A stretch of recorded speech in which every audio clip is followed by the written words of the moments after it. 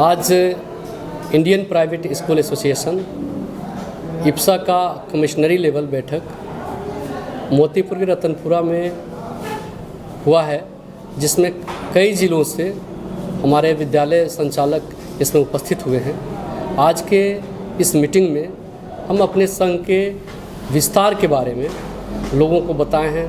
फिर जो पिछले 23 दिसंबर को मुजफ्फरपुर में वेब और ऐप का लॉन्चिंग हुआ, उससे रिलेटेड प्रशिक्षण सभी हमारे सम्मानीय निदेशक महोदय को मिला है।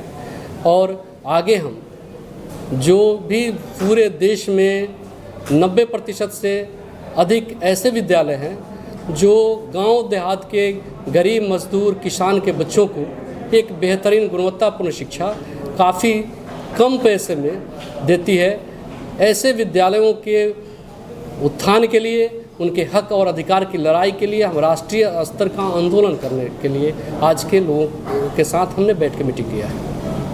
सर, एक अहम सवाल है, आज का जो आपने बैठक जो निर्धारित किया था, इसका मेन उद्देश्य क्या है? इसका मुख्य उद्देश्य प्राइवेट एजुकेशनल इंस्टीट्यूट जितने भी हमारे देश में चल रहे हैं, जो आज देश के शिक्षा के मुख्य स्रोत हैं, न कि सरकार द्वारा चलाए गए शिक्षण संस्थान, इन सारे संस्थान काफ़ी पीड़ा से गुजर रहे हैं। उनके साथ काफ़ी अन्याय हो रहा है। उनके हक और अधिकारों की लड़ाई के लिए हम अपने संगठन को आगे लेकर विस्तार करने जा रहे हैं। और ये केवल कोरोना काल की समस्या नहीं है, हमारा संगठन बहुत पहले से इसके लिए काम कर रहा है। और इस कोरोना काल में सरकार की जो हम उपेक्षा देखे हैं इन संस्थानों के प्रति, इसके लिए अब हम कमर कस के आंदोलन करेंगे। सर, चूंकि वैश्विक महामारी ये कोरोना जो है, इससे अपना ही देश नहीं बल्कि पूरा मुल्क, पूरा विश्व जो है त्रस्त रहा है।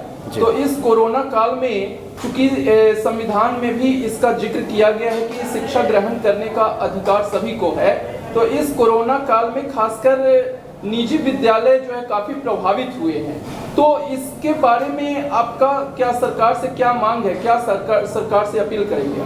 सरकार की बहुत ही गलत नीति है। शिक्षा के लिए पहले उन्हें यह देखना चाहिए कि देश में शिक्षा का रीढ़ कौन बना हुआ है। करोड़ों अरबों रुपए खर्च करके सरकारी विद्यालय से शिक्षा का कोई बेहतर स्तर नहीं बढ़ा है। और जो भी आज देश में आप किसी क्षेत्र में जो भी प्रतिभा दे रहा है, वो केवल और केवल हम जैसे विद्यालय जो प्राइवेट स्कूल चलते वहीं दे रहे हैं। तो सरकार को चाहिए कि हम विद्यालयों को के उत्थान के लिए, उन्हें प्रोत्साहित करने के लिए तरह तरह की नई योजनाएं और हमसे पॉलिसी डिसाइड करके करें। हमारे लिए प्राइवेट स्कूल के लिए अलग नीति होनी चाहिए, न कि सरकारी विद्यालय और निजी विद्यालयों की नीतियां एक साथ नहीं हो सकती है, क्योंकि हमारे काम करने के तरीके अलग अलग हैं। और देश में आज शिक्षा हम ही लोग के कारण जो भी जीवंत रूप में है, इसलिए सरकार को अपनी नीतियों पर एक बार सोचनी चाहिए। सर, बड़ा अहम सवाल है इस कोरोना काल में, खासकर ये जो भी प्राइवेट स्कूल है, इनसे ये बड़ा विचारणीय प्रश्न है। एक तरफ सरकार का आदेश है कि इस कोरोना काल में जो भी आपका पेमेंट बनता है वो पेमेंट नहीं लेना है अभिभावकों से, लेकिन कुछ स्कूल वाले या कुछ स्कूल प्रबंधन का ऐसा भी कहना है, ऐसा तथ्य आया है कि हमने इस लॉकडाउन की घड़ी में हमने ऑनलाइन क्लास वगैरह चलाया है। तो लाजमी है कि एक ऑनलाइन क्लास या स्कूल को सुसंगठित करने के लिए धन की आवश्यकता होती है। तो लॉकडाउन के पीरियड में ऑनलाइन क्लास चलाया गया है, जैसा कि स्कूल प्रबंधकों का ये तर्क आया है। तो इसमें उनकी मांग है कि मुझे फी लेना है, लेकिन सरकार जो है, सरकार इस पे ढुलमिल नीति पे चल रही है। तो आप क्या एक एज ए संगठन के सर्वा हैं, तो आपका क्या अपील होगा, क्या कहेंगे इस पे आप? सबसे पहले सरकार की इस पर जो ढुलमुल रवैया है, कोई स्पष्ट आदेश नहीं आया है। आपस में ही सरकार के अधिकारियों और नुमाइंदों के बीच सामंजस्य नहीं है, वो डिसीजन नहीं कर पाए कि आखिर क्या होना चाहिए। लेकिन व्यक्तिगत मेरा मानना है कि कोई भी शिक्षण संस्थान समाज और देश के लिए वो बहुत ही ज़रूरी है। मंदिर मस्जिद और दूसरे चीज़ों से ज़्यादा ज़रूरी है कि जो शिक्षण संस्थान अच्छे वे जीवित रहें, और उनका पोषण सबसे ज़्यादा ज़रूरी है। आज इस देश में हम जैसे जो कम की फ़ी पर जो विद्यालय चलते हैं और देश के अधिकतम जनसंख्या को हम शिक्षित करते हैं, इन सरकार ये सब विद्यालय जो भी हैं प्राइवेट, इनको बचाने का दायित्व सरकार को होनी चाहिए थी। इसके लिए आर्थिक पैकेज सभी वैसे विद्यालय जो अपने अलग अलग दूर दराज क्षेत्र में गरीब बच्चों को, किसान मजदूर के बच्चों पढ़ाएं, उनके लिए सरकार को लानी चाहिए थी। आज देश में दूसरे विभिन्न जो उतने महत्वपूर्ण योजनाएं नहीं है, उन पे अरबों खरबों खर्च किया जा रहा है, लेकिन जो पूरे देश को आज शिक्षित कर रहा है उन लोगों को मरने के लिए छोड़ दिया गया है। आज न जाने कितने स्कूल बंद हो गए, कई लोग सुसाइड कर लिए, कई लोग अपना पेशा बदल लिए। आप सोचिए, एक हम ही हैं जो गुणवत्तापूर्ण शिक्षा दे रहे हैं, और जब हम भी नहीं रहेंगे तो इस देश के शिक्षा का क्या हालात होगा। ये इसके लिए सरकार की नीति सही नहीं है। हम उनसे मांग करते हैं एक बार और सरकार बड़े स्तर पर इस पर केंद्र सरकार को भी ध्यान देना चाहिए कि जो भी प्राइवेट स्कूल हैं जो समाज में शिक्षा कार्य अच्छे ढंग से कर रहे हैं, उनके जीवंतता के लिए आर्थिक पैकेज लाना चाहिए था। सर, कोरोना काल के बाद लोगों का जीवन अब सामान्य होता हुआ दिख रहा है। जैसा कि सरकार का भी आदेश हुआ है, 9th से लेकर 12th तक की कक्षाएं संचालित हो रही हैं, और जैसा कि आगे का भी आदेश आया है कि सरकारी प्रोटोकॉल को अक्षरशः पालन करते हुए आगामी 6 तारीख से कक्षा 6 से लेकर 8वीं तक के स्कूल को संचालित करने का प्रयास किया जा रहा है। और इस मंथ के लास्ट तक पूर्णतः सारे स्कूल, चाहे वो सरकारी हो या प्राइवेट हो, स्कूल को फिर से चालू करने की बात हो रही है।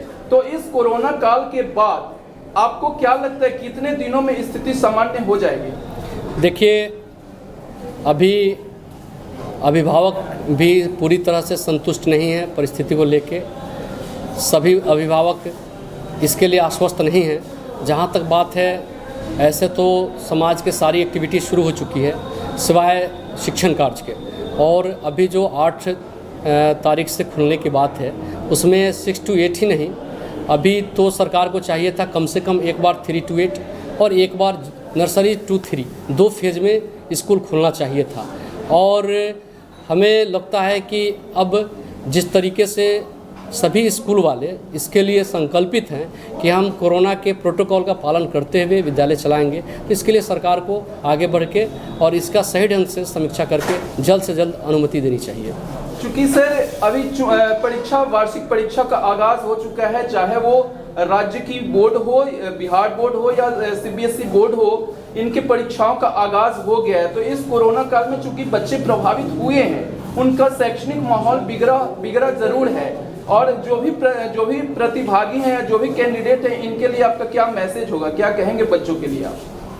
देखिए, केवल बच्चे ही नहीं, दायित्व तो इसमें अभिभावक, समाज और हम सभी का है कि जब बच्चे स्कूल से दूर हुए हैं तो उनमें स्वाभाविक है सामान्य जीवन में अनुशासन और शिष्टाचार में कमी है, साथ ही वे पढ़ाई से जुड़ नहीं पाए हैं। तो जो बच्चे अभी एग्ज़ाम देने जा रहे हैं उनके लिए मेरा संदेश है कि वे जो घर पे थे उस समय तो लाभ उठाना चाहिए था पढ़ाई का, और अभी भी अपने सारे ध्यान कम से कम अभी पढ़ाई पर केंद्रित करें, अच्छे से परीक्षा दें। उनके साथ हमारी शुभकामना है, और साथ ही जो बच्चे अभी परीक्षा नहीं दे रहे हैं वे भी अब तैयार हो जाएं। जो भी इसमें नुकसान हुआ है, हमारे जो भी विद्यालय संचालक है पूरे देश में, पूरे प्रदेश में, वे सभी तत्पर हैं कि हम अपने बच्चों को यथाशीघ्र फिर से विद्यालय से जोड़ें और अच्छी शिक्षा, गुणवत्तापूर्ण शिक्षा उनको प्रदान करें। सर, एक सवाल बड़ा अहम है कि इस कोरोना काल के बाद इस सरकार के आदेशानुसार जो भी स्कूल खोलने का प्रोटोकॉल जारी किया जा रहा है, तो आपको क्या लगता है प्राइवेट और सरकारी विद्यालयों में जो भी सरकार का गाइडलाइन या सैनिटाइजर या जो भी सुविधाएं जो है ये अक्षरशः पालन होती हुई दिखाई देंगी क्या? देखिए, हमारे जो भी प्राइवेट स्कूल हैं वे सभी कोरोना प्रोटोकॉल का पूरी तरह से पालन कर रहे हैं और करने के लिए प्रतिबद्ध है, मुझे ये पूर्ण विश्वास है। और बाकी दूसरे जो सरकारी संस्थाएं हैं उनके बारे में मैं नहीं कहना चाहूँगा। सर, अंतिम सवाल, इस जनमानस में या इस कोरोना काल के बाद अभिभावकों के लिए, बच्चों के लिए या इस समस्त देशवासियों के लिए आपका क्या पैगाम होगा? एक संगठन के सर्वे सर्वा होने के नाते आप क्या पैगाम देंगे समाज को? कोरोना काल के कारण जीवन के हर क्षेत्र में काफ़ी नुकसान पहुंचा है, मानवीय जीवन काफ़ी प्रभावित हुआ है, इसमें शिक्षा को सबसे ज़्यादा नुकसान पहुंचा है। और अब हम यही कहें कि जैसे जैसे कोरोना का प्रभाव खत्म हो रहा है, हम फिर से पूरी दुनिया एक बार उठकर खड़ी हो रही है, नई एनर्जी, नए ऊर्जा के संचार के साथ एक फिर से नया सवेरा होगा, और हम सभी कोरोना को मात देकर अपने जीवन को पुनः आगे बढ़ाने में एक साथ आएंगे।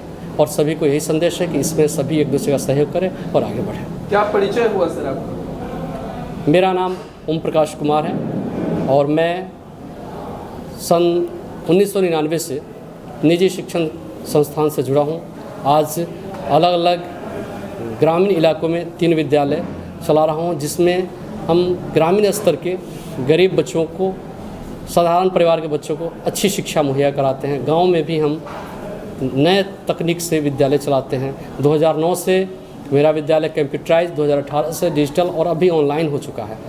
और जो भी समस्याएं हैं प्राइवेट स्कूल वालों का, उनके निराकरण के लिए ये इंडियन प्राइवेट स्कूल एसोसिएशन नाम से एक संघ काफ़ी पहले, कोरोना के बहुत पहले स्थापित किया और इसके माध्यम से मैं इस देश में शिक्षा का स्तर और विद्यालय का स्तर बहुत ऊपर ले जाने का एक सपना देखा हूँ। धन्यवाद।